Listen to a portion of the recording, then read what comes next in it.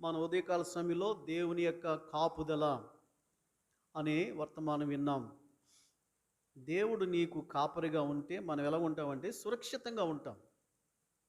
దేవుని రెక్కల నీడలో మనం సురక్షితంగా ఉంటామని రాయబడింది. ఒకవేళ నువ్వు దేవుని సంఘములో ఉంటే నువ్వేమవుతావంటే కాపాడబడతావు. ఇప్పుడు దేవుని సంఘాన్ని దేవుడు ఒక తోటతో పోల్చాడు.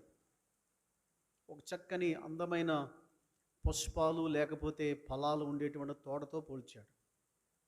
దేవుని మందిరంలో నువ్వు ఉంటేనే నువ్వు కాపాడబడతావు. చాలామంది ఆదివారం దేవునికి సమయం ఇవ్వకుండా, దేవుని మందిరానికి ఇవ్వకుండా మరి జీవిస్తూ ఉంటారు. అలాంటి వారికి దేవుడి కాపుదల ఉంటుందని చెప్పి నేను చెప్పలేను.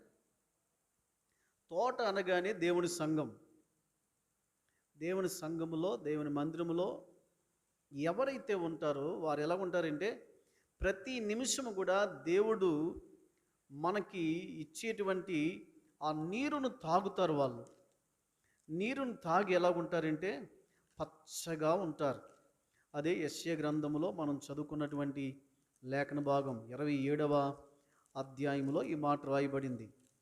27వ అధ్యాయము 3వ వచనము, యెహోవాను నేను దానిని కాపు చేయుచున్నాను, ప్రతి నిమిషమున నేను దానికి నీరు కట్టుచున్నాను. దేవుడు ఒక తోటని వేశాడు, అదే దేవుని సంఘం. ఆ దేవుని సంఘములో నీవు ఒక సభ్యుడిగా, ఒక విశ్వాసిగా, ఒక అంగముగా నువ్వు ఉన్నప్పుడు ఖచ్చితంగా దేవుడు ఏం చేస్తాడంటే నిన్ను కాపు చేస్తూ ఉంటాడు. దివారాత్రము కాపాడుతాడు. అంతేకాదట, ప్రతి నిమిషము నేను దానికి నీరు కట్టుచున్నాను అంటాడు. దీన్ని కొద్దిగా వివరించి మనం వేరే వర్తమానానికి వెళ్తాం. చాలామంది ఆదివారాలు మానేస్తూ ఉంటారు. లేకపోతే బిజీగా ఉండడాన్ని బట్టి, లేకపోతే మనకున్నటువంటి పనుబాట్లను బట్టి మానేస్తూ ఉంటాం. కానీ దేవుని వాక్యంలో నువ్వు ఖాళీగా ఉంటే దేవుని మందిరానికి రా, నీకు సమయం ఉంటే దేవుని మందిరానికి రా, బిజీగా ఉంటే మానేయని ఎక్కడా రాయబడలేదు. ఒకవేళ రాలేని పరిస్థితి ఉంటే దేవుని మందిరానికి మనం మానేయాలి తప్ప, ఒకవేళ మంచం మీద ఉంటే మన దేవుని మందిరానికి ఒకవేళ రాలేమేమో, కానీ నీవు ఆరోగ్యవంతుడిగా ఉండి నడవగలిగితే దేవుని మందిరానికి రావడం నీకు శ్రేయస్కరం, నీకు ఆశీర్వాదకరం. ఖచ్చితంగా దేవుని కాపుదల నీకు ఉంటుంది. దేవుని సంఘములో నీవు ఒక అంగముగా ఉన్నావు. నీవు దేవుని తోటలో ఒక చిన్న మొక్కగా ఉన్నావు.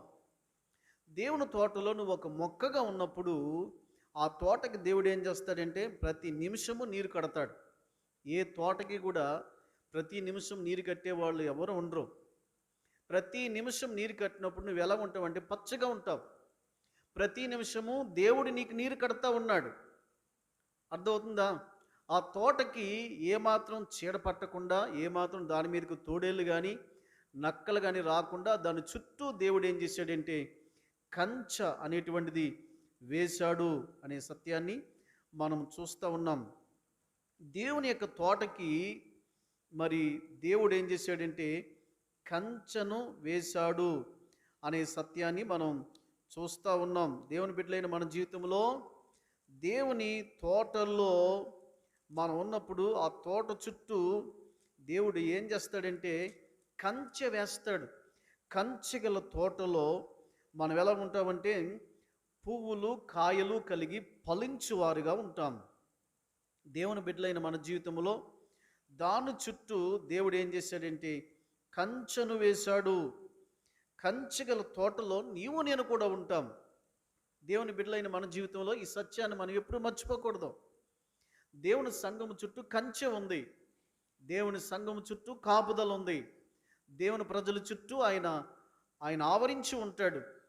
ఒకవేళ నీ జీవితంలో ఆదివారాలు నువ్వు ఆబ్సెంట్ అయిపోయి నీ జీవితంలో నువ్వు అటు ఇటు తిరుగుతూ ఉంటే ఒకవేళ నీ కాపుదల ఉంటుందో ఉండదో నేను చెప్పలేను. చాలా ఉదాహరణలు ఇక్కడ చెప్పగలను, చాలా ఎగ్జాంపుల్ చెప్పగలను. దేవుని బిడ్డలైన మన జీవితంలో దేవుని మందిరానికి నీకు ఎటువంటి పరిస్థితి ఉన్నా సరే, దేవుడు నీకు ఇచ్చిన సంఘానికి, సహవాసానికి క్రమము తప్పకుండా వచ్చినప్పుడు ఖచ్చితంగా దేవుడు నిన్ను కాపాడుతాడు. ఒకవేళ నీ జీవితంలో యాక్సిడెంట్లు లేకపోతే రకరకాల ప్రమాదాలు గుండా నువ్వు వెళ్తావు, కానీ దేవుడు నీ కొరకు ఒక దేవదూతను ఏం చేస్తాడంటే ఆయన నియమిస్తాడు. ఖచ్చితంగా ఒక దేవదూతను నీకు కాపుదలగా ఉంచుతాడు. నీకు ప్రమాదం వాటిల్తున్నప్పుడు ఆ దేవదూత ఏం చేస్తుందంటే నిన్ను తమ చేతులతో ఎత్తుపట్టుకుని నిన్ను కాపాడుకుంటూ ఉంటుంది. ఎందుకంటే నీవు తన మందిరములో ఉన్నావు, నాటబడ్డావు, ద్రాక్ష తోటలో ఉన్నావు. కాబట్టి నిన్ను పెళ్ళగించేటువంటి, లేకపోతే నిన్ను పెరికేసేటువంటి, లేకపోతే నిన్ను తినేసేటువంటి ఏ జంతువుని కూడా దేవుని దగ్గర రాకుండా ఆయన కంచిగా కాపరిగా ఉంటాడు. దేవుని బిడ్డలారా జాగ్రత్తగా వినండి. ఈ దినాల్లో చాలామంది జీవితాల్లో మరి ఈ కాపుదల లేక వారి జీవితంలో ఎంతో నష్టపోతూ ఉన్నారు. మరి ఒకసారి నేను ఒక వ్యక్తికి ఇలా చెప్పాను, బాబు నువ్వు ఆదివారం దేవుని మందిరాన్ని మట్టికి మానుకో, సమయానికి వచ్చి ఆదివారం దేవుని సందులో గడుపు అని చెప్పాను. కానీ ఆ వ్యక్తి ఏం చేశాడు చెప్పమంటారా? ఆదివారం దేవుని మందిరానికి రాకుండా తనేదో మరి స్థలానికి వెళ్ళినప్పుడు అతని జీవితంలో చాలా గొప్ప నష్టం ఏర్పడింది. అర్థమవుతుందా? దేవుని కంచి తెగిపోయింది. దాన్ని బట్టి శత్రువుకు చిక్కేమైపోయాడంటే యాక్సిడెంట్లో అతడు చాలా నష్టపోయాడు, చాలా లాస్ అయిపోయాడు. ఇదినా మనం అనుకుంటాం కదా, దేవుని మందిరానికి వెళ్తే ఏంటి మనకు వచ్చే లాభం, దేవుని మందిరానికి వెళ్తే మనకి వచ్చే నష్టం ఏంటి, లాభం ఏంటి, మనం మామూలుగా ఉన్నాం కదా అనుకుంటాం. దేవుని మందిరానికి వచ్చేట ద్వారా నువ్వు సజీవుడిగా ఉన్నావు, అదే నీకు వచ్చేటువంటి లాభం, అదే నీకు వచ్చేటువంటి గొప్ప మేలు. ఈ దినాల్లో దేవుని మందిరానికి వచ్చేట ద్వారా దేవుని కాపుదల, దేవుని భద్రత నీకు ఉంటుంది. చాలామంది అనుకుంటూ ఉన్నారు, దేవుని మందిరానికి వస్తే మాకు లాభం ఏంటండి? ఇదిగో తోటలో నువ్వు ఉంటే నీకు లాభం ఏంటి? తోటలో నువ్వు ఉంటే నీ చుట్టూ కంచిగా ఉన్నాడు, కాపు చేయించున్నాడు ఆయన తోటని. తోటలోనికి ఎవడు రాకుండా చుట్టూ కంచి వేశాడు. కంచిగల తోటలో ఉన్నావు నీవు, దేవుని భద్రత ఉంది అనే సత్యాన్ని మట్టికి ఎన్నడూ మనము మర్చిపోకూడదు. దేవుని బిడ్డలారా, ఒక అమ్మాయి అంట ఆదివారం ఏం చేసిందంటే దేవుని మందిరానికి రాకుండా, దేవుని మందిరం అనేటువంటి పెద్ద శ్రద్ధ లేకుండా ఏం చేసిందంటే ఆదివారం ఊరు ప్రయాణం చేసిందంట. ఆదివారం ఊరు ప్రయాణం చేసిన తర్వాత మరి ఏం జరిగింది చెప్పమంటారా? ఆ ప్రయాణం ఎటువంటిది చెప్పమంటారా? అది చాలా ఆనందకరమైన ప్రయాణం. అది వాడ మీద వెళ్తూ ఉన్నారు, షిప్లో వెళ్తూ ఉన్నారు. ఆ షిప్లో ఎక్కడో ఒక సముద్ర మధ్య భాగములో ఉన్నటువంటి ఒక ద్వీపముకి వెళ్తూ ఉన్నారు, ఒక దీవికి వెళ్తూ ఉన్నారు. అక్కడ చూసి ఆనందిద్దామని చెప్పి వెళ్తూ ఉన్నారు.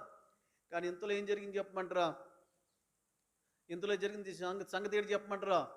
అలా వెళ్తూ ఉండగానే వాళ్ళు ఇంకా దీవి రాలేదు కదని చెప్పి ఈ ఓడలో నాట్యం చేయడం మొదలుపెట్టారట. నాట్యం చేయడం మొదలుపెట్టినప్పుడు ఈ అమ్మాయి ఏం చేయాలా? నాట్యం చేయొచ్చా, నాట్యం చేయకూడదు? ఈ అమ్మాయి ఏం చేయాలా? వాక్యం చదువుకోవడమో లేకపోతే ఎక్కడో ప్రార్థనలోనే ఉండాలి. కానీ ఈ అమ్మాయి ఏం చేసిందంటే కనీసం బైబిల్ లేదు, ప్రార్థన లేదు. వీళ్ళతో కలిగి నాట్యం చేస్తూ ఉంది. నాట్యం చేస్తూ ఉంటే సడన్గా నేను కాలిపోతున్నాను, నా తల అంటుకుంది, నా బట్టలన్నీ కాలిపోతున్నాయి అని చెప్పి అమ్మాయి ఏం చేసిందంటే ఏడవడం ప్రారంభించింది. ఏడవడం ప్రారంభిస్తే అమ్మాయిని ఎంత ఆరిపినా సరే ఆరలేదు మంటలు. ఎందుకో చెప్పమంటారా? అమ్మాయి మీద పడింది యాసిడ్ పడింది. షిప్లో ఎక్కడో పైన సెల్ఫ్లో పెట్టిన యాసిడ్ అటండి. ఆ షిప్లో వాడేటువంటి యాసిడ్ అమ్మాయి తల మీద పడి మొత్తం శరీరం అంతా కాలిపోయింది. దేవుని కాపుదల ఉండదు అనుకుంటున్నారా మీరు? దేవుని భద్రత ఉండదు. ఎన్నోసార్లు యాక్సిడెంట్లు నా జీవితంలో, ఎన్నోసార్లు నన్ను అటాక్ చేయాలని చూశాడు. కానీ దేవుని కాపుదల నాకున్నది కాబట్టి నేను సజీవుడిగా ఉన్నాను. దేవుని బిడ్డలైన మన జీవితంలో సాతానుడే మన శత్రువు అండి. శత్రు యొక్క బారి నుంచి మన దేవుడు ఏం చేస్తూ ఉంటాడంటే కాపాడుతూ ఉంటాడు. దయచేసి మర్చిపోకండి. రెండవది ఏంటి చెప్పమంటారా? దేవుని కాపుదల నీ జీవితంలో ఉంటుంది. యోబు మీదకి సాతానుడు అనేక సార్లు వచ్చాడు. అది మీకు చాలాసార్లు చదివి వినిపించాను. యోబు మీదకి చాలాసార్లు వచ్చాడు. కానీ యోబు చుట్టూ కంచె ఉందట. సాతానుడు వెళ్ళాడు దేవుడి కాడికి. యోబుని చాలాసార్లు అటాక్ చేద్దాం అనుకున్నాను, కానీ అటాక్ చేయలేకపోయాను నేను అంటాడంట. ఎందుకు అటాక్ చేయలేకపోయిందంటే సాతానుడు యోబు చుట్టూ దేవుడు కంచె వేశాడు. దేవునికి స్తోత్రం కలుగును గాక. యోబు గ్రంథము 1వ అధ్యాయము 10వ వచనము. నీవు అతనికిని అతని ఇంటి వారికిని అతనికి కలిగిన సమస్తమునకు చుట్టూ కంచె వేసితివి కదా. నీవు అతనికి కంచె ఉంది, అతని ఇంటి వారికి కంచె ఉంది, అతనికి కలిగిన సమస్తమునకు చుట్టూ అంటే అతనికి కలిగిన ఆస్తి చుట్టూ కూడా కంచె వేసితివి కదా. మూడంతల కంచె మన జీవితంలో ఉండాలి అంటే ఖచ్చితంగా యోబు ఏం చేసేవాడు చెప్పండి? ప్రతి ఉదయమున లేచి ఉదయమున లేచి ఏం చేసేవాడు? బలి అర్పించేవాడండి. మొదటి అధ్యాయం 5లో చివరి మాట రాయబడింది, యోబు నిత్యము అలాగున చేయుచుండెను. అంటే ఎలాగూ చేయుచుండెను? అరుణోదయమున లేచి వారిలో ఒక్కొక్కరి నిమిత్తమై దహన బలి అర్పించుచూ వచ్చెను. ఉదయమున లేచాడట.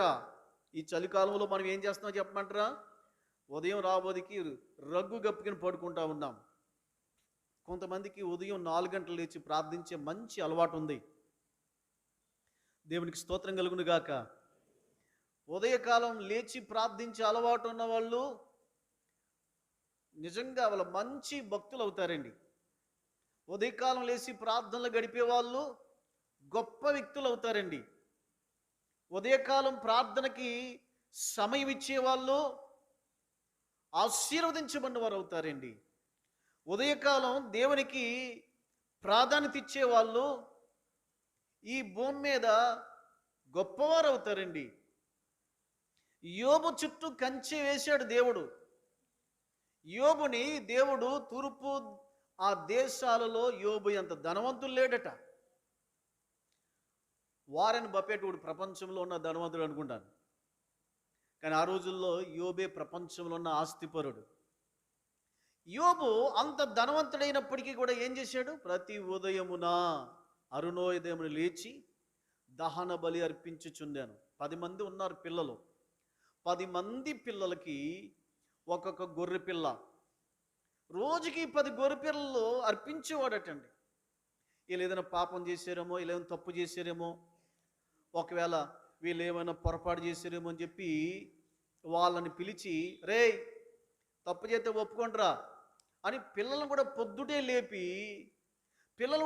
లేచేవారంట. యోబు ఇంటిలో పిల్లలను కూడా పొద్దుటే లేపి తప్పు ఏదైనా ఒప్పుకుంటారా అంటే వాళ్ళు ఏం చేసేవారంట?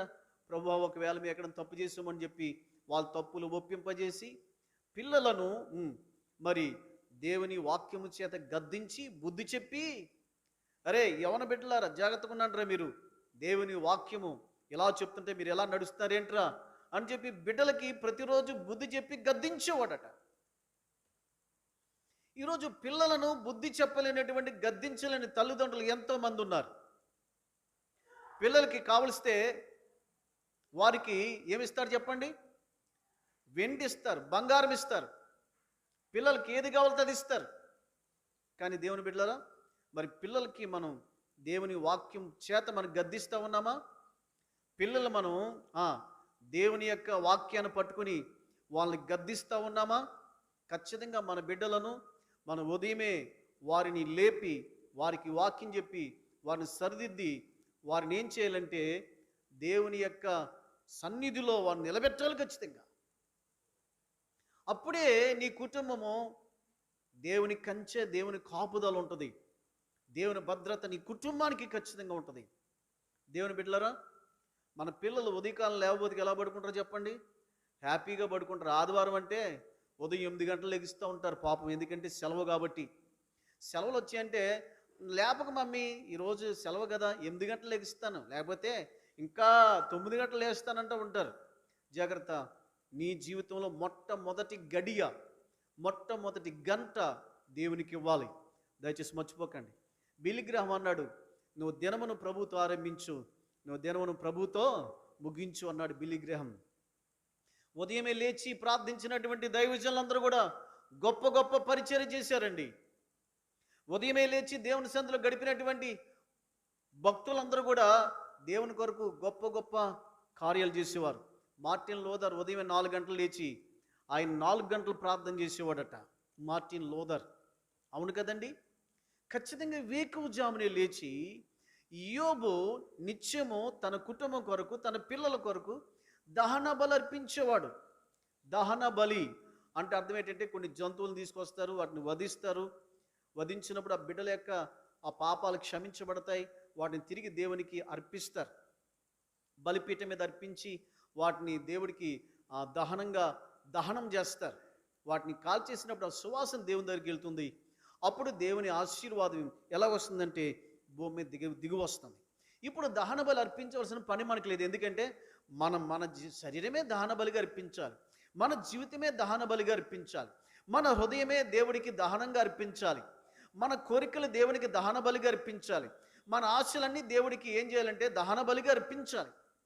ఉదయమే దహన బలి అర్పించి ఒక్కొక్కరి నిమిత్తము యోబు ఏం చేసేవాడంటే నిత్యము ప్రార్థన చేస్తూ అలాగుండేవాడు.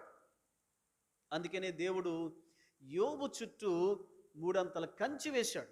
ఇది నీ చుట్టూ కంచె ఉండాలి, నీ బిడ్డల చుట్టూ కంచె ఉండాలి, నీ ఆస్తి ఐశ్వర్యం చుట్టూ కంచె ఉండాలి. ఇది నాలో చాలామంది దేవుని బిడ్డలారా, చాలామంది కంచె లేదండి. కంచె లేదు. కంచె లేకపోతే సాతాను లోపల ప్రవేశిస్తాడు, జాగ్రత్త. నీకున్న దాన్ని నష్టపరుస్తాడు, జాగ్రత్త. అప్పుడు దేవుడి కాడికి వెళ్ళాడంట, కంచె వేసావు కదా, ఇది మనం దేవుని కంచె మన చుట్టూ ఉండాలి అంటే నీవేముండాలి చెప్పమంటారా? ప్రార్థనా జీవితం ఉండాలి. నీకు ప్రార్థన అనేటువంటి వేకుజామునే లేచి దేవుని సందులో మొరపెట్టేటువంటి ప్రార్థన అనుభవం ఉండాలి. నువ్వు వేకుజామున దేవుని సందులో ప్రార్థన చేస్తే ఆ రోజంతా నీకు విజయమే. వేకుజామున దేవుని సందులో మొరపెడితే ఆ రోజంతా శత్రువు నీకు దూరంగా ఉంటాడు. వేకుజామున లేచి ప్రార్థన చేస్తే ఆ రోజంతా నీ పిల్లలు భద్రంగా ఉంటారు.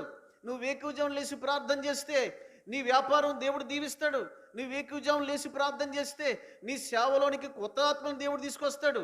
నీ వేకుజామున లేచి దేవుడికి 1 గంట సమయం ఇస్తే ఖచ్చితంగా నువ్వు క్షేమాన్ని అనుభవిస్తావు, దేవుని కాపుదల అనుభవిస్తావు, దేవుని సన్నిధి నిత్యము నీకు తోడుగా ఉంటుంది.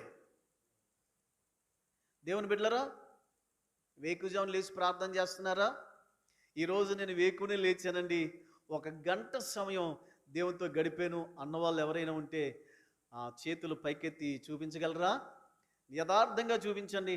1 2 దేవుడికి స్తోత్రం కలిగిన 3 హల్లెలూయా. ఎంతమంది బ్రదర్స్లో 3 ఉన్నారంటే ఆహా, చాలా గొప్ప విషయం అనిపిస్తుంది నాకు. సిస్టర్స్లో ఎంతమంది వేకుజామున లేచి ప్రార్థన చేశారండి? 1 గంట ప్రార్థన చేశానండి. వేకుజామున లేచి అన్న వాళ్ళు చేతులు గట్టిగా పైకెత్తండి, బాగా చేతులు పైకెత్తండి. దేవుని బిడ్డలారా వినండి, ఒక మాట చెప్తున్నాను. నువ్వు దేవుడికి వేకుజామున నీ యొక్క మొదటి సమయాన్ని ఇస్తే దేవుడు నీ జీవితంలో ఆ రోజంతా దేవుడు నీకు ప్రాధాన్యత ఇస్తాడు. నీకు అన్ని విషయాల్లో నేను మొదటగా ఉంచుతాడు. దేవుని మొదట పెడితే నేను మొదటగా ఉంచుతాడు. దేవుని కడపడి పెడితే నువ్వు కడపటే ఉంటావు. దేవునికి ప్రథమ స్థానం ఇస్తే నీకు కూడా దేవుడు తన ప్రథమ స్థానం ఇస్తాడు. దేవునికి నువ్వు ప్రాధాన్యత ఇస్తే నిన్ను కూడా ప్రాధాన్యకరమైన స్థలంలో దేవుడు నిలబెడతాడు. ఒక మాట చెప్తున్నాను వినండి, నువ్వు సినిమాలోనో లేకపోతే టీవీ సీరియల్ ముందో లేకపోతే కాకమ్మ కబుర్లు లేకపోతే ఈ గాసిప్ అంటే ఆ మాటలు ఈ మాటలు చెత్త కబుర్లు చెప్పుకునే బ్యాచ్లో ఉండే కంటే నీవు దేవుడికి సమయం ఇస్తే ఖచ్చితంగా దేవుడికి ఇచ్చిన సమయం విలువైనటువంటిది, దేవుడితో గడిపిన సమయం దీవెనకరమైనటువంటిది. నువ్వు టీవీ మీద కూర్చున్నా లేకపోతే మనుషులతో మాట్లాడుకున్నా ఇతరులతో మాట్లాడినా ఆ సమయం వ్యర్థమైపోద్ది తప్ప దేవుడితో నువ్వు గడిపిన సమయం, దేవుడికి ఇచ్చిన ఆ దేవుడితో సహవాసం చేయడానికి నీవిచ్చిన సమయం దీవెనకరంగా ఉంటుంది. ఎందుకు చెప్పమంటారా? నేను దేవుడితో గడిపాను సమయాన్ని. దేవుని బిడ్డలారా, ఒక ఆయనకట జవహర్లాల్ నెహ్రూ గారు ఏం చేశారంటే, ఈరోజు నువ్వు నాతో కలిసి భోజనం చేయడానికి నీకు అవకాశం ఇస్తానని చెప్పాడంట. ఆయన first prime minister of India Jawaharlal Nehru. ఆయన ఢిల్లీకి బయలుదేరి వెళ్తూ ఉన్నాడు. ఈరోజు నాతో నీకు అనే సమయం ఇస్తున్నానని చెప్పి. అప్పుడు ఆయన బయలుదేరి ఢిల్లీ వెళ్ళాడట. ఎక్కడికి వెళ్తున్నామంటే జవహర్లాల్ నెహ్రూ గారి దగ్గరికి వెళ్తున్నాను. ఎందుకు? ఆయన నన్ను రమ్మన్నాడు. ఆయన చిన్ననాటి స్నేహితుడు నేను. ఈరోజు నాతో కలిసి ఆయన భోజనం చేస్తాడంట, ఆయనతో కలిసి నేను భోజనం చేస్తానట అంటూ ఉంటే ఇలా అన్నారంటే, బాబు జవహర్లాల్ నెహ్రూ గారికి వెళ్తున్నావు బాబు, నాయన నువ్వు వెళ్తే వెళ్ళేవి కానీ మాకు ఈ కష్టం ఉంది బాబు, మాట జావలా నెహ్రూ గారితో చెప్పు బాబు అని చెప్పి ప్రజలు ఈయన చుట్టుముట్టారట. జవహర్లాల్ నెహ్రూ గారికి ఈ ఉత్తరం ఈ బాబు, నువ్వు ఇస్తే చిన్ననాటి స్నేహితుడు కదా, ఖచ్చితంగా నా సమస్య పరిష్కారం అయిపోద్ది బాబు. జవహర్లాల్ నెహ్రూ గారికి నువ్వు నా గురించి చిన్న మాట చెప్పు బాబు, చిన్న సహాయం చేసి చెప్పమను బాబు. అసలు ఈయనకి ఏం పెరిగిపోయింది చెప్పండి? డిమాండ్ పెరిగిపోయింది ఈయనకి. ఎందుకని? జవహర్లాల్ నెహ్రూ గారి దగ్గరికి నేను వెళ్తున్నాను, ఒక పూట భోజనం చేయడానికి చిన్ననాటి స్నేహితుడు నాకు అవకాశం ఇచ్చిన అనుభూతికి బ్యాగ్ నిండా ఉత్తరాలు ఉన్నాయంట. నెహ్రూ అన్నాడంటే ఎల్లబోదికి, ఏంట్రా ఇవన్నీ పట్టుకొచ్చాను అంటే, ఏం కాదురా బట్టల గట్ట కాదురా బాబు, ఇదిగో మా ఊర్లో వాళ్ళు నీ దగ్గరికి వెళ్తున్నావు కదా, జవహర్లాల్ నెహ్రూ గారి దగ్గరికి వెళ్తున్నావు కదా, ఇదిగో ఈ ఉత్తరం కొద్దిగా ఈ బాబు, చిన్న సమస్య ఉంది, మాకు కష్టం అయిపోతుంది, ఈ కష్టం ఇదిగో ఉత్తరం రాసేవని చెప్పి ఇవన్నీ ఉత్తరాలన్నీ నాకు ఇవ్వబోదికి బ్యాగ్ నిండిపోయాయి అని చెప్పాడంట. సో దేవుడు జవహర్లాల్ నెహ్రూ గారితో వెళ్తున్నటువంటి ఈ వ్యక్తి కింద డిమాండ్ పెరిగిపోయిన తర్వాత అక్కడికి వెళ్ళిన తర్వాత ఆయన ఫోటో తీసుకున్నాడట, భోజనం చేస్తున్నప్పుడు ఇంటికాడ పెట్టుకున్నాడట. సో చూడండి, అంటే ఒక పూట ఒక ముఖ్యమంత్రితో లేకపోతే ప్రధానమంత్రితో నువ్వు ఒక సహవాసం చేస్తే నీకు ఇంత వాల్యూ వచ్చింది, టీవీలో ప్రచురించబడ్డావు, లేకపోతే వార్తాపత్రికల్లో నీ పట్టం చూపించారు, నీకింత ఘనత వచ్చింది, నీకింత ప్రయారిటీ వచ్చింది, నీకింత ఘనత వచ్చింది కదా. దేవునితో సహవాసం చేస్తే దేవుడు ఇంకా ఎంత ఘనుడిగా నేను చేస్తాడు. దేవునితో నువ్వు సహవాసం చేస్తే ఇంకెంత గొప్పవాడిగా దేవుడు నేను చేస్తాడు. దేవుని బిడ్డ దినాల్లో జాగ్రత్తగా వినండి. నేను అనుకుంటాను, యోబు దేవునితో సహవాసం చేసి దేవునికి ఎంత ప్రథమ స్థానం ఇచ్చాడు కాబట్టి అతను ఆస్తి ఏమైందంటే, చూడండి దేవుని వాక్యములో ఈ విధంగా రాయబడింది. దేవుని వాక్యములో చదవండి. నీవు అతని చేతి పనిని దీవించుచుండుట చేత అతని ఆస్తి దేశములో బహుగా విస్తరించెను. అందరి మాట చెప్పండి.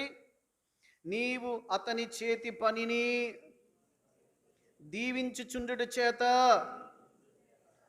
అతని ఆస్తి దేశములో బహుగా విస్తరించి ఉన్నది. 3వ వచనం రాయబడింది, అతనికి 7,000 గొర్రెలను, 3,000 ఒంటెలను, 500 జతల ఎడ్లను, 500 ఆడుగాడిదలను కలిగి బహుమంది పనివారు అతనికి ఆస్తిగా ఉండెను గనుక తూర్పు దిక్కు జనులందరిలో అతడే గొప్పవాడుగా ఉండేను. దేవునికి స్తోత్రం కలుగును గాక. తూర్పు దిక్కు జనులందరిలో అతడే గొప్పవాడుగా ఉండెను. బహుశా నేను అనుకుంటాను కదా, ప్రపంచములో ధనవంతుడు యోబు గారే. ఇతనిని దేవుడు ఆశీర్వదించాడు. ఎంతగా ఆశీర్వదించాడు అంటే, తూర్పు దేశాలలో ఇతనే గొప్పవాడుగా దేవుడు చేశాడు. గొప్ప వ్యక్తిగా దేవుడు చేశాడు. ఇదే మాట మరొకసారి చెప్తా ఉన్నాను. నువ్వు గొప్ప వ్యక్తి కావాలంటే, ఒకవేళ నువ్వు ఉన్న స్థలంలో గొప్ప వ్యక్తిగా ఉండాలంటే, నువ్వు దేవుడికి ప్రథమ స్థానం ఇవ్వాలి, దేవునితో సహవాసం చెయ్యాలి. దయచేసి మర్చిపోకండి. దైవజన్ భక్సింగ్ గారు ఎంత గొప్ప సేవ చేశాడు. ఆయన ప్రపంచంలో 40,000 సంఘాలు కట్టాడు ఆయన. ఇప్పుడు ఆయన ఆస్తి ప్రపంచంలో సంఘాలన్నీ ఆయన పేరే ఉంది. ఒకవేళ ఆస్తి లెక్క పెట్టామనుకోండి, కోట్ల రూపాయల ఆస్తిమంతుడు అతను. ఇప్పుడు ప్రపంచంలో అయినా పెద్ద ధనవంతుడు అవుతాడు. అర్థమవుతుందా? ఇంత ఐశ్వర్యం ఎక్కడి నుంచి వచ్చింది, అంత ఆస్తి ఎక్కడి నుంచి వచ్చింది ఇతనికంటే, అతని జీవితంలో దేవునితో సహవాసం చేశాడు. చాలాసార్లు మీకు చెప్పాను, ఎన్టీఆర్ ఒకసారి వచ్చాడంటే మతిపోయిందంట.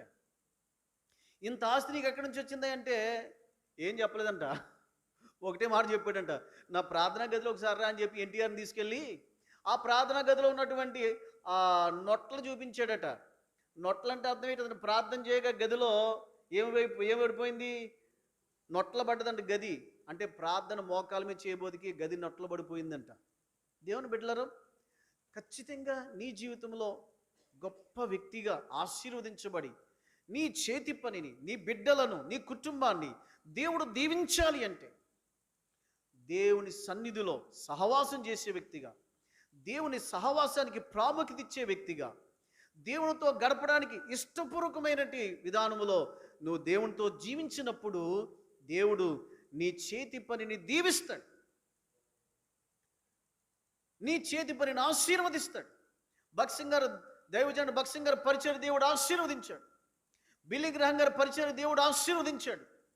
అనేక మంది భక్తుల యొక్క సేవను దేవుడు ఆశీర్వదించాడు. నీ కుటుంబం ఆశీర్వదించబడాలంటే ఖచ్చితంగా నువ్వు వేకువజామున లేచి ప్రార్థన ఖచ్చితంగా చేయాలి. అప్పుడే నీ ఇల్లు దీవించబడుతుంది, నీ కుటుంబం దీవించబడుతుంది, నీ బిడ్డలు దీవించబడతారు. ఇంకో మాట కూడా చెప్పాలని ఆశపడుతున్నాను. ఏడు చెప్పమంటారా? దేవుని బిడ్డలారా, దేవునితో నువ్వు సహవాసం చేస్తే, దేవునికి నువ్వు ప్రథమ స్థానం ఇస్తే, దేవుడు నేను ఎలా ఉంచుతాడు చెప్పమంటారా? ఆరోగ్యవంతుడిగా ఉంచుతాడు. దేవునికి స్తోత్రం కలుగును గాక. నీ బిడ్డలకి ఆరోగ్యాలు ఇస్తాడు దేవుడు ఖచ్చితంగా. చాలామంది జీవితంలో జాగ్రత్తగా వినండి, ఉదయమే మొత్తగా నిద్రపోతూ ఉంటారు. మొత్తగా నిద్రపోయిన తర్వాత సాతానుడు ఆ నిద్రపోయి గదిలోకి వస్తాడు. గదిలోకి వచ్చి ఏం చేస్తాడు చెప్పమంటారా? చాలా జాగ్రత్తగా వినండి. కొన్ని ఏం చేస్తాడంట, కొన్ని విత్తనాలు విత్తుతాడు. అర్థమవుతుందా? దేవుడు మంచి విత్తనాలు విత్తితే సాతాను ఏ విత్తనాలు విత్తుతాడు? ఏ విత్తనాలు విత్తుతాడు అనుకున్నారు మీరు? మామిడి విత్తనాలు విత్తుతాడు అనుకున్నారా? లేదా ద్రాక్ష మొక్క వేస్తాడు అనుకుంటున్నారా సాతాను గాడు? లేకపోతే ఇంకే మొక్క వేస్తాడు అనుకుంటున్నారు? జామకాయ మొక్క వేస్తాడు అనుకుంటున్నారా సాతాను గాడు? లేకపోతే చెప్పండి, ఇంకా అందమైనటువంటి గులాబీ మొక్క ఎత్తాడు అనుకున్నారా? కాదు. వాడు వేసే విత్తనాలు ఏంటి చెప్పమంటారా? ముళ్ళ విత్తనాలు వేస్తాడు. ముళ్ళ విత్తనాలు వేస్తాడు, అవి గుచ్చుకుంటాయి కదా. చూడండి, దేవుని వాక్యములు యేసుప్రభువు వారు ఈ మాట చెప్పారు. ఈ మాట నా హృదయంలో ఎప్పుడో గుర్తుండిపోయింది. దేవుని బిడ్డలారా చూడండి, ఒక చక్కని మాట దేవుని వాక్యంలో రాయబడింది. మరి దేవుడు విత్తినప్పుడు ఆ విత్తనాల్లోనికంట సాతానుడు వచ్చి గురుగులు విత్తాడట. మత్తయి సువార్త 13వ అధ్యాయము 25వ వచనం. మనుష్యులు నిద్రించుచుండగా అతని శత్రువు వచ్చి గోధుమల మధ్యన గురుగులు విత్తిపోయెను. దేవుని బిడ్డలారా, మొలకలు పెరిగి గింజబట్టినప్పుడు గురుగులు కూడా అగపడెను. ఎంత మనుష్యులు నిద్రించుచుండగా, నువ్వు ప్రార్థించే టైంలో, వేకువజామునే ప్రార్థించే టైంలో ఏం చేస్తున్నావు? నువ్వు నిద్రపోతూ ఉన్నావు. నిద్రపోతూ ఉన్నావు. ప్రార్థించే సమయం ఏంటి? వేకువజామున ప్రార్థన చేయాలి. దేవుని బిడ్డలారా, యోబు యొక్క కుటుంబంలోకి వచ్చి గురుగులు విత్తడానికి అవకాశం లేదు వాడికి. ఇలా చెప్తున్నాను వినండి.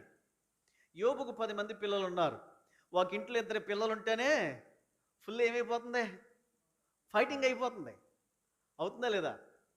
ఇప్పుడు మన జక్కీ కూడా ఉన్నాడు, అర్థమవుతుందా?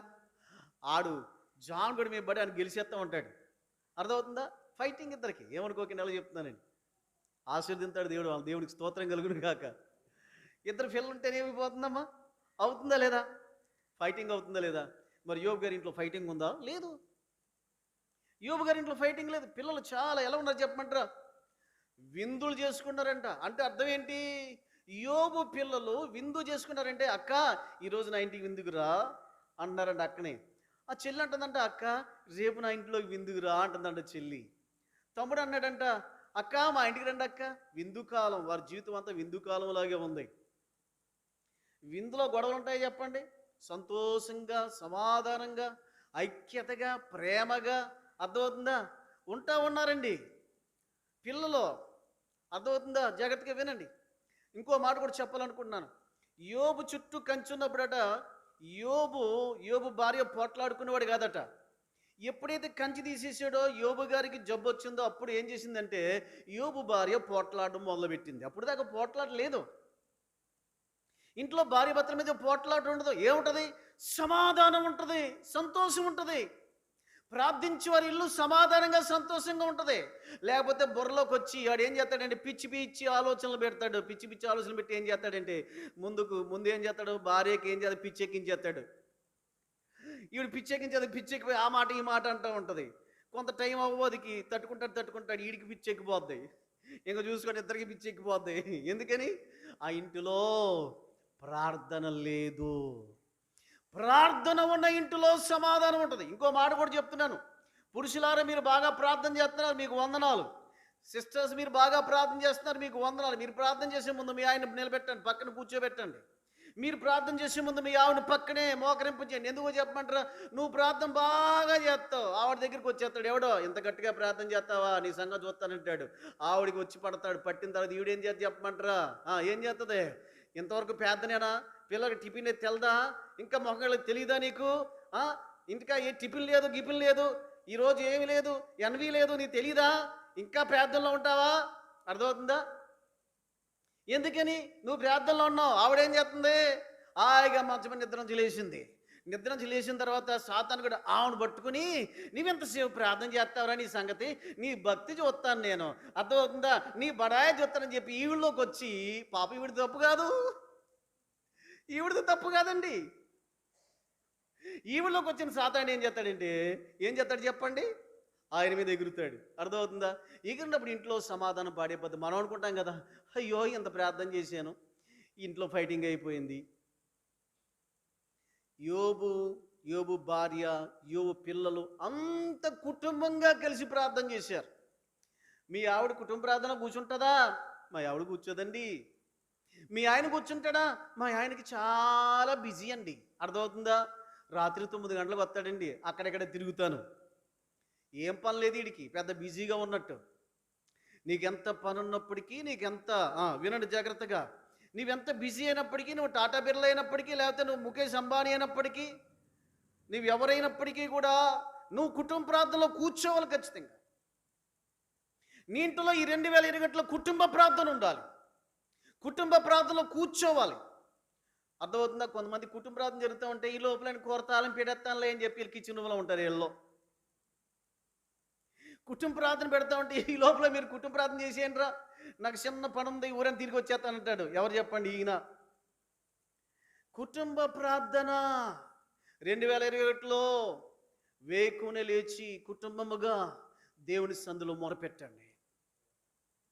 కుటుంబముతో కలిసి దేవుని ఆరాధించండి. కుటుంబంతో కలిసి దేవుని గణపరచండి. కుటుంబంతో కలిసి దేవుని స్తుతించండి. నేను చెప్పేవి మీకేం కష్టం కాదండి. ఇవన్నీ చెప్పేవి చాలా సింపుల్, చాలా సింపుల్ విషయాలు నేను మీతో చెప్తున్నాను. నేను మీ మీద ఏమి నెత్తి మీద బండ పెడతలేదు, భారాలు పెడతలేదు. వేకున లేచి ప్రభువుని స్తుతించండి. మా ఇంటి పక్కని చెల్లెమ్మ గారు ఉన్నారు. పొద్దురే పాటలు అనబడతాయి. దేవునికి స్తోత్రం కలుగును గాక. పొద్దురే లైట్ వేస్తుంది ఆవిడ. ఒకసారి చూస్తూ ఉంటాను, 4 గంటలకు లైట్ వేసి ఉంటుంది. అబ్బా 4 గంటల దాకా లైట్ ఆరిపోయింది, ఇప్పుడు లైట్ వేసిందంటే ఖచ్చితంగా వీళ్ళు ఏం చేస్తున్నారు అంటే ప్రార్థన చేస్తూ ఉన్నారు. దేవునికి స్తోత్రం కలుగును గాక. ప్రార్థన జీవితం ఉందా నీ ఇంటిలో? నీ ఇల్లు ప్రార్థనా గృహముగా ఉందా? యోబు గారి యొక్క చేతి పనిని దేవుడు దీవించడానికి కారణం ఏంటంటే, యోబు యొక్క ఇల్లు ప్రార్థించే గృహముగా ఉంది. అదే యోబు తన అధ్యాయంలో రాస్తూ ఉన్నాడు. చూడండి, యోబు గ్రంథములో ఈ మాట రాయబడింది. యోబు గ్రంథములో నాన్నగారు నూతన సంవత్సరంలో ఈ మాటలు మనకి చూపిస్తూ వచ్చారు. 22వ అధ్యాయము 21లో ఈ విధంగా రాయబడింది. ఆయనతో సహవాసం చేసిన యెడల నీకు సమాధానము కలుగును, అలాగున నీకు మేలు కలుగును. ఎంత చక్కని మాట రాయబడింది. ఆయనతో నీవు నీ బిడ్డలు సహవాసం చేస్తే సమాధానం ఉంటుంది ఇంట్లో. అర్థమవుతుందా? చాలామంది ఇంటికి రారు. ఎందుకు చెప్పమంటారా? ఇంటికి వస్తే బుర్రమైపోద్ది, పిచ్చెక్కిపోద్ది. అందుకే ఏం చేస్తారు చెప్పండి? సరిగా పడుకుంటే ఇంకొస్తా ఉంటారు. ఎందుకని? ఇంట్లో సమాధానం ఉండదు. ఇంట్లో ఉండే బదులు బయట ఎక్కడైనా రోడ్డు పక్కన కూర్చుంటే బాగుంటారు బాబు, పార్కులో కూర్చుంటే బాగుంటారు బాబు. చాలామంది టౌన్లో పార్కులు పోతూ ఉంటారు. ఎందుకని? ఇంట్లో బాధ పడలేక, ఇంట్లో సెంటింగ్ పడలేక. అర్థమవుతుందా? ఇంట్లో సమాధానం ఉంటే, ఇంట్లో ప్రేమ అంటే ఇల్లు విడిచి బయట పార్కులు ఎందుకు కూర్చుంటారండి? కూర్చోరు. ఇంట్లో సెంటింగ్. ఇంట్లో ఏటి చెప్పండి? ఏటి మిరగాయల మంట ఇంటిలో. అర్థమవుతుందా? మిరగాయలు వేసి ఏం చేస్తారు చెప్పండి? ధూపం పెడతా ఉంటారు ఇంట్లో. ఎందుకని? ఎందుకు ఎలాగుంది? ప్రార్థన శక్తి ఆ ఇంటిలో లేదు. ఎక్కడ సమాధానం ఉందో అక్కడ దేవుడు ఉంటాడు. ఎక్కడ సమాధానం లేదో అక్కడ దయ్యం ఉంటుంది. ఎక్కడ పిచ్చి కోపం ఉంటుందో అక్కడ సాతానుడు ఉంటాడు. ఎక్కడ సమాధానం ఉంటుందో అక్కడ ఏముంటుందంటే దేవుడు ఉంటాడు. దేవుని బిడ్డలారా, యోబు ఇల్లు విందు విందు. ఈ మాట ఏమైనా తప్పు చెప్తున్నా తమ్ముడు? విందు ఉందట. కారణం ఏంటి? ఆ ఇంటిలో సమాధానము, సంతోషము, ఐక్యత, ప్రేమ ఎక్కడి నుంచి వచ్చింది? ఇది దేవునితో సహవాసం చేయడం ద్వారా ఇది దొరికింది, అంతే కదా. అలాగున నీకు మేలు కలుగును. దేవుని బిడ్డలు, ఇది నన్ను చాలా మంది జీవితంలో 26వ వచనంలో, అప్పుడు సర్వశక్తిని యందు ఆనందించదవు. దేవునితో సహవాసం చేస్తే ఒకటి, దేవుడు నిన్ను దీవిస్తాడు, కంచె వేస్తాడు. రెండవది దీవిస్తాడు. మూడవది ఇంటికేమిస్తాడంటే సమాధానం ఇస్తాడు. సమాధానం ఇస్తాడు. ఇంట్లో సమాధానం ఉంటుంది. ఏమండి, చాలామంది సమాధాన గృహం అని పెట్టుకుంటారు, లోపలంతా కూడా సమాధానం ఉండదండి. ఈ దినాల్లో టెన్షన్స్, చాలామందికి బీపీలు, చాలామందికి షుగర్లు. అర్థమవుతుందా ఎందుకు ఈ టెన్షన్ అంతా? అది ఎందుకు ఈ టెన్షను? దేవుని బిడ్డలారా, ఒకవేళ కష్టాలు బట్టి వస్తే పర్లేదు, కానీ నీ ఇంటిలో అన్నీ బాగున్నప్పుడు, నీ ఇంటిలో భార్య భర్తలు సమాధానం కలిగి జీవించాలంటే ఇద్దరు కలిసి మోకాల మీద ప్రార్థన చేయాలి. నేను ఒక ఆయన బయోగ్రఫీ విన్నాను. ఆయన అన్నాడు కదా, నేను నా భార్య ప్రతిరోజు చేయబట్టుకుని ప్రార్థన చేసుకుంటాం, ఎప్పుడు నా భార్య నేను దుఃఖపెట్టలేదు, ఎప్పుడు నా భార్య నన్ను బాధించలేదు, ఎప్పుడు నా ఇంట్లో నాకు నా భార్యకి ఏ విధమైన సమస్యలు రాలేదు అన్నాడు. అసలు సమస్య లేని ఇల్లు ఎక్కడుంటుంది చెప్పండి? గొడవలు లేని ఇల్లు ఎక్కడ? ఏ భార్యనా భర్త అయినా మాట అనుకోకుండా ఉంటారా? మీరందరూ బహుశా అనుకోకుండానే ఉన్నారని నేను అనుకుంటా ఉన్నాను. దేవునికి స్తోత్రం కలుగును గాక. ఎప్పుడు మీ భర్తను ఒక మాట అనలేదు. మీరు చాలా మంచోళ్ళు, ఉత్తమైనటువంటి సుగుణ సంపన్నులు అన్నమాట మీరు. అర్థమవుతుందా? భర్తలు ఎప్పుడు ఒక మాట అనకుండా, ఏమి ఎదిరించకుండా, కేకలేయకుండా, అర్థమవుతుంది, ఏమి అనకుండా, అర్థమవుతుందా? ఎంతగానో మీరందరూ ప్రేమిస్తూ ఉన్నారు. దేవుడు మిమ్మల్ని దీవించుగాక. మీరు కూడా మీ భార్యలు ఏమాత్రం నిష్ఠూర పెట్టకుండా, ఏం బాధ పెట్టకుండా, మీ భార్యలు కూడా మీరు చాలా సంతోష పెడుతున్నారు. దేవుడు మిమ్మల్ని కూడా బహుగా దీవించునుగాక. అర్థమవుతుందా? మరి యోబు గారు తన భార్య, ఇద్దరు కుటుంబం అంతా ప్రేమగా ఉండడానికి కారణం ఏంటి చెప్పమంటారా? ఆ ఇంట్లో ఎవరున్నారు చెప్పండి? God's presence will be there and the presence of God rules that family. అర్థమవుతుందా? చూడండి, వాళ్ళు ఏమి వెలుబడి చేస్తుందో చూడండి. కొలస్సీలు రాసిన పత్రిక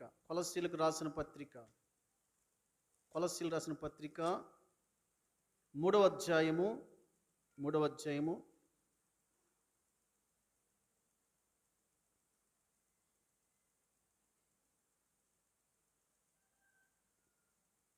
వచనము, క్రీస్తు అనుగ్రహించు సమాధానము మీ హృదయములలో ఏలుచుండనీయుడి. అంటే తెలుసా, ఇందు కొరకే మీరు ఒక్క శరీరముగా పిలువబడితిరి మరియు కృతజ్ఞులయుండుడి. సమాధానము మీ హృదయములలో ఏలుచుండనీయుడి అంటే అర్థం ఏంటి? దేవుడితో సహవాసం చేస్తే నీకు హృదయంలో సమాధానం ఏం చేస్తుందంట? ఏలుబడి చేస్తూ ఉంటుంది. ఇలా చెప్తాను నేనండి, హృదయంలో ఏదైనా కోపం వచ్చిందనుకోండి, సమాధానం అంటదంట, ఏయ్ కోపమా, నువ్వు అక్కడ ఆగలాగా. ఎవరు రూలింగ్ చేస్తారు? సమాధానం హృదయంలో ఏలుబడి చేస్తుంది, ఇంటిలో ఏలుబడి చేస్తుంది, మనస్సులో ఏలుబడి చేస్తుంది. నీ హృదయంలో సమాధానం ఉంటే నీ భర్తతో సమాధానంగా ఉంటావు, భార్యతో సమాధానంగా ఉంటావు. నీవిద్దరు సమాధానంగా ఉంటే మీ పిల్లలు సమాధానంగా ఉంటారు. సమాధానం ఏలుబడి చేయాలంటే సమాధానకర్త మన గృహంలో ఉండాలి. మన గృహంలో సమాధానకర్త ఉండాలంటే సమాధానకర్తలు ఆయనతో సహవాసం మనం చెయ్యాలి. మీ ఇంట్లో ఎవరున్నారండి? ఒకసారి మా బాబు ఇప్పుడు కాదు, చిన్నప్పుడు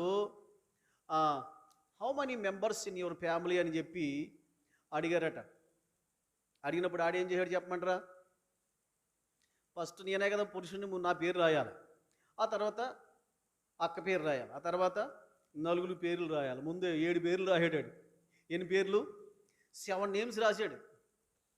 7 నేమ్స్ రాశాడు. ఇదేట్రా 7 ఎక్కడ, ఈడొకటి, ఇంకోటి ఎక్కడి నుంచి వచ్చాడు రా బాబు నేను అనుకున్నారు. ఇంకోటి ఎక్కడి నుంచి వచ్చాడు? బాగానే ఉంది. 2 పేర్లు నన్ను పెట్టాడు, 3వ పేర్లో పాస్టమ్ గారిని పెట్టాడు. కింద 4 పేర్లు వరుసగా రాసుకున్నారు. పైన ఎవరిని పెట్టాడు చెప్పమంటారా? జీసస్ అని రాశాడు. దేవునికి స్తోత్రం కలుగును గాక. మా కుటుంబంలో యేసు మొట్టమొదటి వాడు. నీ కుటుంబంలో యేసు ఉండాలి, సమాధానకర్త ఉండాలి, నీ హృదయంలో సమాధానం ఉంటుంది. అప్పుడే నీ కుటుంబం సమాధానంతో నింపబడుతుంది. ఇది నాలో సమాధానం లేక బీపీలని, షుగర్లని, థైరాయిడ్లని, ఇంకా రకరకాల జబ్బులు వస్తూ ఉన్నాయండి. దేవుని బిడ్డ, ఒక మాట చెప్తా ఉన్నాను. 2021 సంవత్సరంలో నీ కుటుంబంతో కలిసి నువ్వు మందిరానికి రా. నీ కుటుంబంతో కలిసి ప్రతిరోజు కుటుంబ ప్రార్థన చెయ్యి. నీ కుటుంబంతో కలిసి జీవించు. దేవుని బిడ్డ, ఈ మాట జాగ్రత్తగా మనసులో నాటనివ్వండి.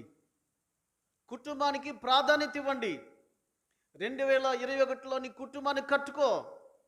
భార్య భర్తలిద్దరూ చేతి చేయబట్టుకుని ప్రార్థన చేసుకోండి. అర్థమవుతుందా? దేవుని బిడ్డలారా, పేద తల్లిదండ్రులు, వాళ్ళకి ఏం లేదు, ఒక చిన్న ఆవు ఉంటే ఆవుని మేపేదంట ఆవిడ.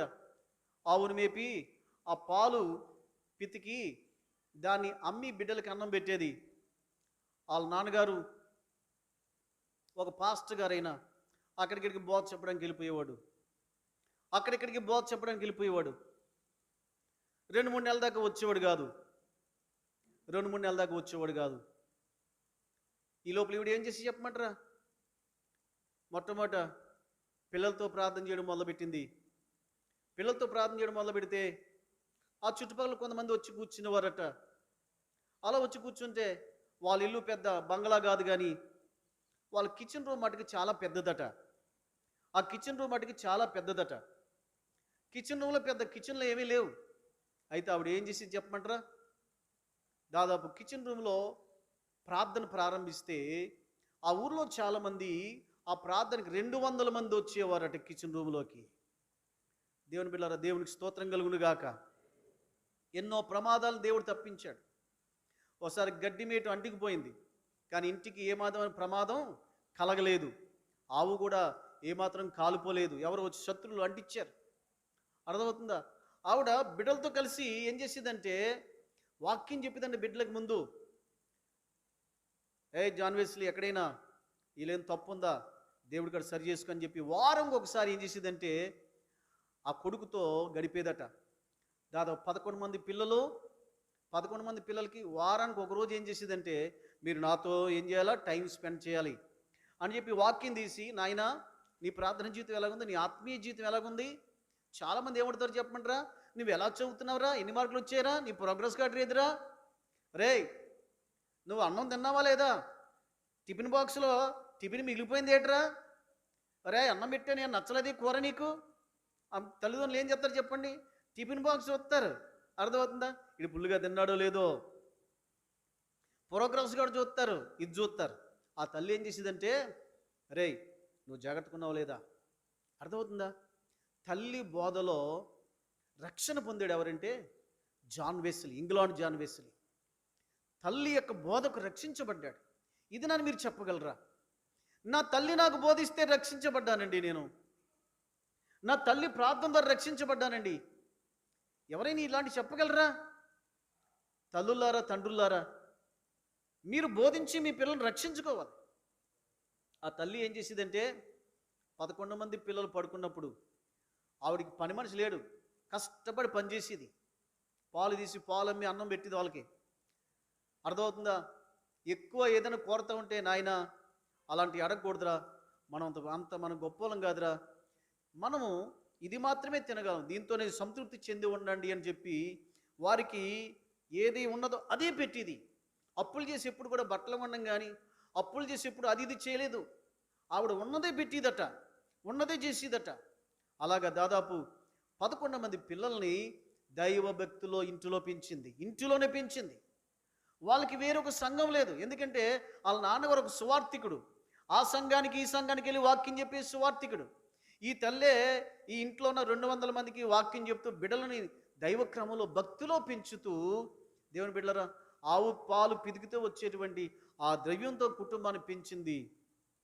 వారంకి ఒకసారి వారికి దేవుని వాక్యం చెప్పి, ప్రతిరోజు వారితో కుటుంబ ప్రార్థన పెట్టుకుని, ప్రతిరోజు వారికి వాక్యం చెబుతూ, ప్రత్యేకంగా వారానికి ఒకసారి ఒక్కొక్క కుమారుడికి సమయం ఇచ్చి వారితో సమయం గడిపినప్పుడు, దేవుని బిడ్డలారా, వారి జీవితాలు ఏమైపోయాయంటే, వారి యవ్వన కాలం రాబోదికి ఎవరు కూడా పాపంలో పడిపోలేదు, ఎవరి కాలం రాబోదికి ఎవరు కూడా చెడిపోలేదు.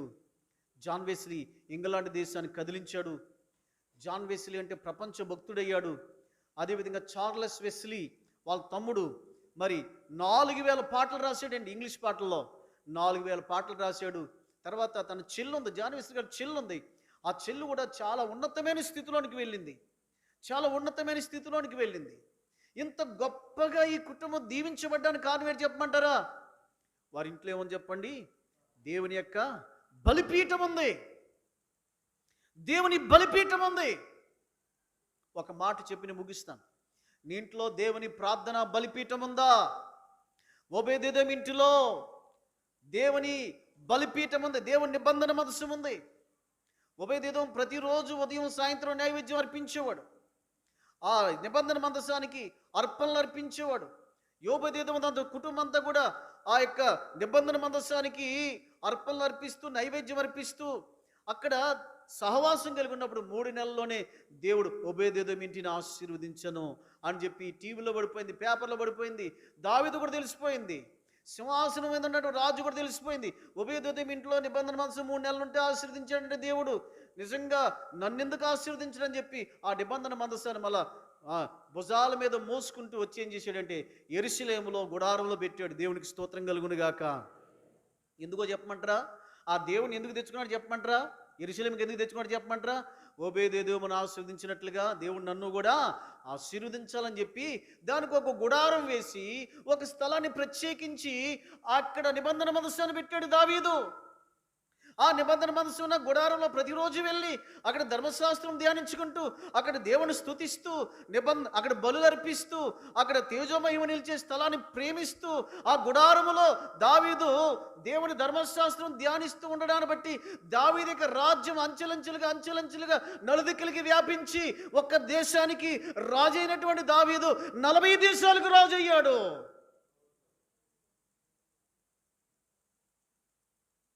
నీ ఇంటికి నిబంధన మందసం తెచ్చుకో, దేవుని తెచ్చుకో, దేవుని పట్టుకెళ్ళు, ఉదయం సాయంత్రం దేవుడితో గడుపు.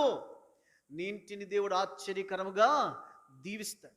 చాలామంది అనుకుంటున్నారు ఏంటంటే నేను కష్టపడితే అది దీవెన ఎక్కువైపోద్ది, రాత్రి పగలు పనిచేస్తే దీవెన ఎక్కువైపోద్ది అనుకుంటున్నారు. చూడండి, ఒక మాట చెప్పి నేను ముగించడానికి ఇష్టపడుతున్నాను.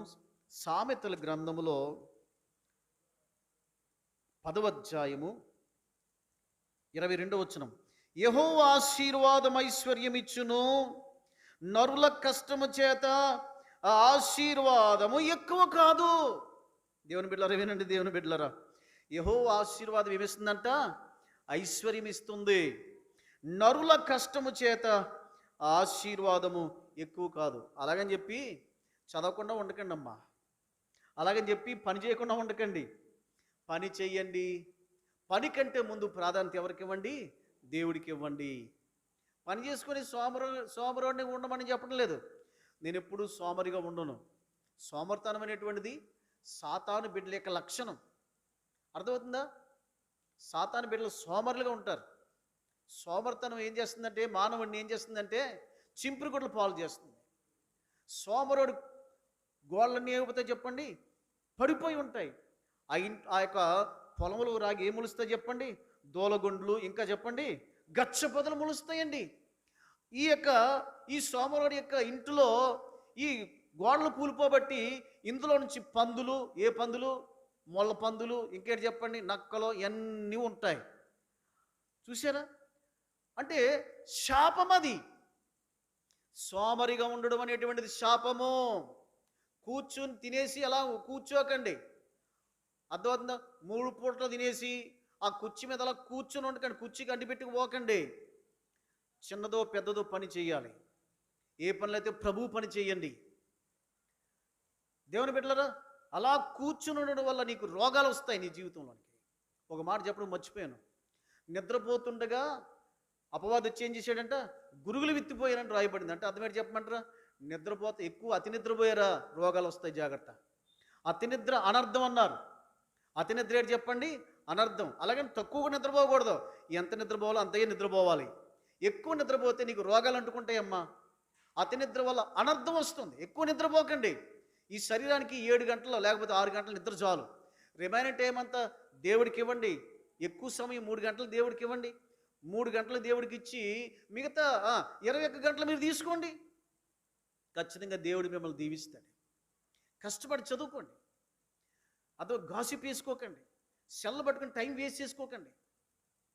సమయం దేవుడికి ఇచ్చిన తర్వాత మీ పనులు మీరు చేసుకోండి. మీ వ్యాపారాలు కష్టపడి చేసుకోండి. నేను కష్టపడి సేవ చేశాను ఇక్కడికి వచ్చిన తర్వాత. నేను నిద్రపోలేదు. కష్టపడే తత్వం నాకు దేవుడు అలవాటు చేశాడు. సోమరికి ఎప్పుడు ఉండను. ఎవరైనా వాక్యం చెప్పిన పిలవకపోతే ఎక్కడో 10 ఇంట్లోకి వెళ్ళి సువార్త చెప్పి వచ్చేస్తాను. ఆ రోజు నాకు జీతం పడిపోవాలి. పని చేసినోడికి జీతం ఉంటుందండి, పని చేయనోడికి జీతం లేదు. అర్థమవుతుందా? చాలామంది ఏం చేస్తారో చెప్పమంటారా? చూడండి, ఒక మాట చూపించాలని పరిశుద్ధాత్మ దేవుడు నాతో చెప్తా ఉన్నాడు. చాలామంది ఏ పని చేయరండి. ఏ పని చేయకుండా ఏ పని చేస్తారో చెప్పమంటారా? వాళ్ళ జోలికి వీళ్ళ జోలికి పోతూ ఉంటారు. అలాంటి వాళ్ళ గురించి చూడండి, ఇక్కడ రాయబడింది. దెస్సలోనికి రాసినటువంటి 2వ పత్రిక 3వ అధ్యాయం 9వ వచనం చూడండి. 8, 9, 10. ఎవని యొద్దను ఉచితంగా ఆహారం పుచ్చుకొనలేదు, మేము మీలో ఎవనికి భారంగా ఉండకూడదని ప్రయాసంతోనూ కష్టంతోనూ రాత్రింబగలు పనిచేయచ్చు జీవనం చేసితిమి. పౌలు గారు అంటున్నాడు, ప్రయాసముతోనూ కష్టముతోనూ రాత్రింబగలు పనిచేయచ్చు జీవనం చేసితిమి. రాత్రింబగలు కూడా పనిచేసాడంట ఆయన. మీరు మమ్మను పోలి నడుచుకున్న వలనని మమ్మను మేము మాదిరిగా కనబరుచుకుంటే ఇలాగ చేసేదిమి కానీ మాకు అధికారం లేదని కాదు. మరియు మేము మీ యొద్ద ఉన్నప్పుడు ఎవడైనను పని చేయనొల్లని ఎడల వాడు భోజనం చేయకూడదని మీకు ఆజ్ఞాపించితిమి కదా. మీలో కొందరు ఏ పనియూ చేయక పరుల జోలికి పోవచ్చు అక్రమంగా నడుచుకొనిచున్నారని వినుచున్నాను. అట్టివారు నెమ్మదిగా పని చేయొచ్చు, సొంతముగా సంపాదించుకొనిన ఆహారం భుజింపవాలని మన ప్రభువైన యేసుక్రీస్తు పేరట వారిని ఆజ్ఞాపూర్వకముగా హెచ్చరించుచున్నాను. దేవుని బిడ్డలారా, చూసారా? ఏ పని చేయరండి. అర్థమవుతుందా? ఏ పని చేయకుండా అలా కూర్చుంటూ ఉంటారు.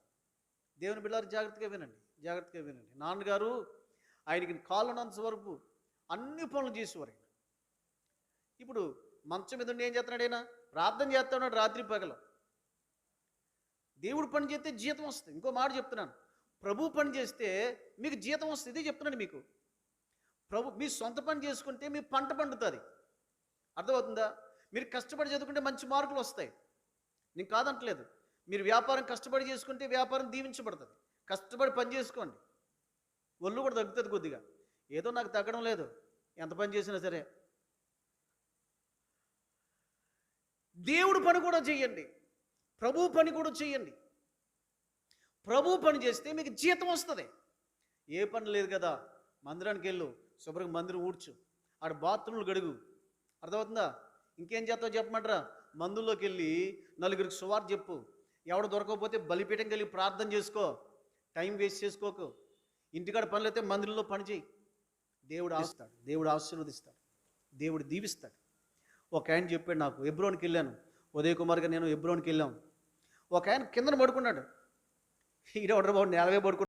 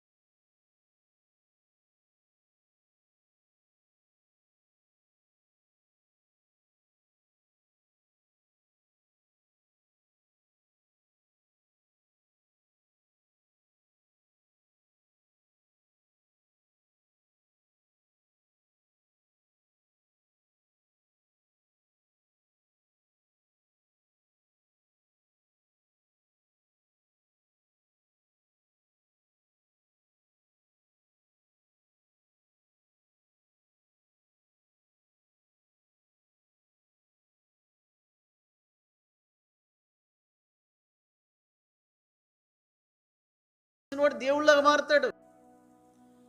దేవుడు వాక్యం ఏం చెప్పింది?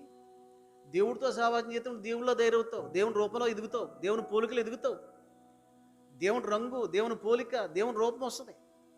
చెడుతనం అనేటువంటి బోధే, పరిశుద్ధత వస్తుంది, నీతి వస్తుంది, యథార్థత వస్తుంది, సత్యం వస్తుంది, భయభక్తుల గల జీవితం వస్తుంది. దేవుడితో సహవాసం ఇన్ని ఆశీర్వాదాలు ఉన్నాయి. యోబు ఒకవేళ దేవుడితో సహవాసం చేయకుండా ఊరని దిగుతాడు అనుకోండి, అతడు భయభక్తులు వస్తుంది, అతనికి రాదు. అతనికి ఏమైనా యథార్థపరుడుగా ఉంటాడా? ఉండడు. నీతిపరుడుగా ఉంటాడా? ఉండడు. మరి ఎందుకు భయభక్తులు కలిగి చెడుతనం విసర్జించి నీతిపరుడిగా యథార్థపరుడిగా ఉన్నాడు? దేవుడితో సహవాసం చేశాడు. మీరు కూడా ఒక నెల రోజులు బైబిల్ చదవకుండా ప్రార్థన చేయకుండా ఉండండి, ఖచ్చితంగా మొత్తం అన్నీ మనలోకి వచ్చేస్తాయి. యోబు అంత యథార్థపరుడు ఉండడానికి కారణం ఏంటంటే ఆయన ఇంట్లో బలిపీఠము ఉన్నది, దేవునితో సహవాసం ఉన్నది.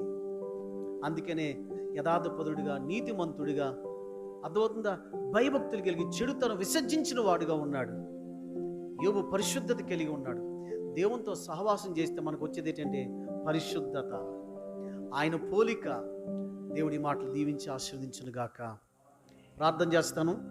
మమ్మల్ని అతిమిక్కిలిగా ప్రేమించిన పరలోకపు తండ్రి, మాకు ఇచ్చిన మంచి మాటల కొరకు స్తోత్రాలు. దీవించుము, ఆశీర్వదించుము, మహిమా ఘనత ప్రభావాలు పొందుము. యోబును మా మధ్యలో తీసుకొచ్చారు, వందనాలు. కంచి వేసి దీవించి సమాధానం ఇచ్చి చెడుతనము లేకుండా యథార్థవంతుడిగా, నీతిమంతుడిగా ఉంచావు. ఈ గొప్ప మాటల కొరకే స్తుతిస్తూ వందనాలు చెల్లిస్తూ యేసు పరిశుద్ధ నామములో అతి వినయంగా ప్రార్థించి వేడుకుంటున్నాం పరమ తండ్రి, ఆమేన్. అందరికీ వందనాలు. దేవుడు మిమ్మల్ని దీవించు.